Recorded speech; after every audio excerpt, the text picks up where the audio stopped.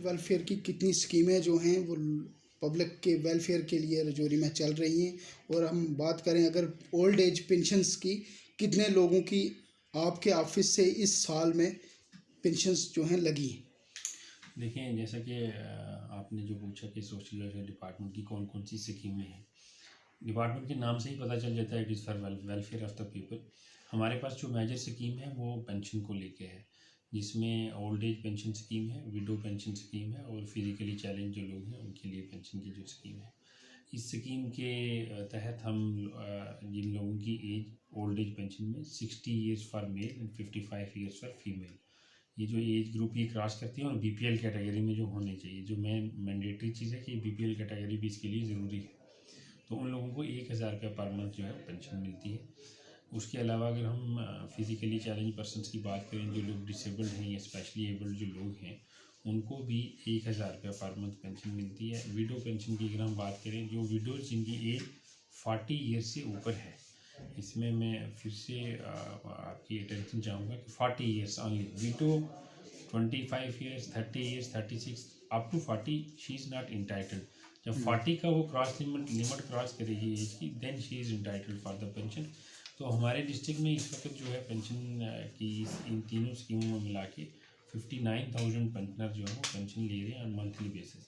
उसके अलावा हमारे पास स्कॉलरशिप की स्कीम्स जो हैं स्टूडेंट्स के लिए, सारी की सारी ऑनलाइन है, डीबीटी मोड पे है। हम यहाँ से कैश तो पेमेंट नहीं करते हैं, सब डीबीटी मोड पे है, लेकिन प्रोसेसिंग जो है वो हमारे ऑफिस के थ्रू होती है, जिसमें हम माइनॉरिटी जो नेशनल स्कॉलरशिप पोर्टल है माइनॉरिटीज़ का, उसमें मेरिट कम मीन का स्कॉलरशिप है, पोस्ट मैट्रिक स्कॉलरशिप है, प्री मैट्रिक स्कॉलरशिप है। उसके अलावा हमारे पास एसटी का जो स्कॉलरशिप है वो भी हमारे ऑफिस से प्रोसेस होता है। सर, अगर हम एसटी स्कॉलरशिप की बात करें तो एसटी स्टूडेंट हैं जो, उनकी ये डिमांड है कि हमें पिछले 1 डेढ़ साल से जो है स्कॉलरशिप नहीं मिल रहा है।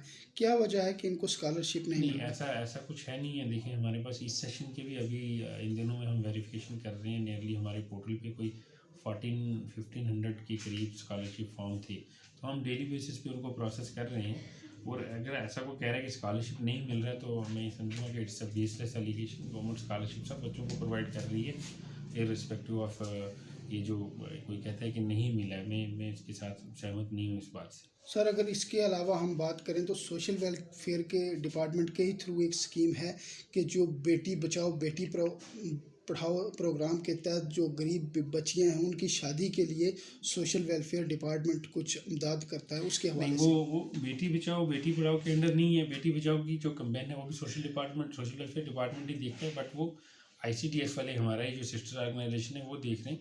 जिस स्कीम की आप बात कर रहे हैं वो स्टेट मैरिज असिस्टेंस स्कीम है।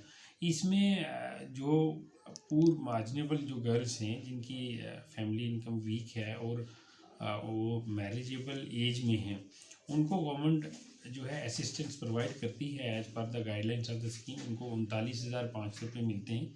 लेकिन उसके लिए एक चीज़ का यहाँ बता देना बड़ा ज़रूरी है कि सर्वे लिस्ट में उनका नाम होना चाहिए। गवर्नमेंट ने ऑलरेडी एक सर्वे किया हुआ है, और उस सर्वे लिस्ट में अगर किसी बच्ची का नाम है, then she is entitled for that benefit of that scheme. अगर उस सर्वे लिस्ट में उनका नाम नहीं है तो then she is not entitled for that scheme.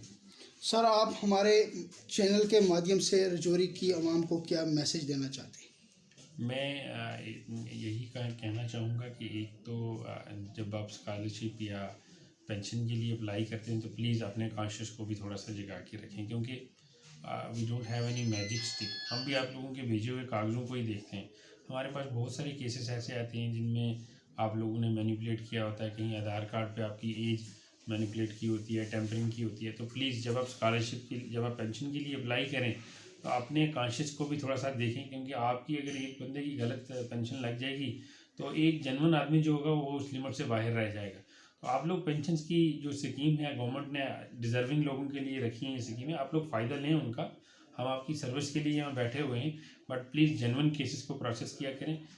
Pension की स्कीमों की तीनों कैटेगरीज मैंने आपको ब्रीफली डिफाइन कर दी कि उनमें आपके रिक्वायरमेंट्स क्या है। एज आपकी अगर 60 ईयर से अबव है और आप बीपीएल कैटेगरी में हैं, आप एंटाइटल्ड हैं, आप भरिए फॉर्म। अगर आपकी in case of female age 55 years है और आप बीपीएल कैटेगरी में हैं तो आप अप्लाई कीजिए। विडो है, 40 ईयर्स से ऊपर की एज है तो आप अप्लाई कीजिए। फिजिकली चैलेंज पर्सन अगर कोई है, उसकी डिसेबिलिटी मोर देन 40% है, तो आप लोग अप्लाई करें। आपको पेंशन मिलेगी, लेकिन please for God sake tampering करके और इस तरीके से मत भरिए फॉर्म, क्योंकि उससे हमारे एंड पे भी दिक्कत आती है और कहीं ना कहीं आप जनरल लोगों का राइट खा रहे हैं, फिर उसका जो हक तलफी हो रही है।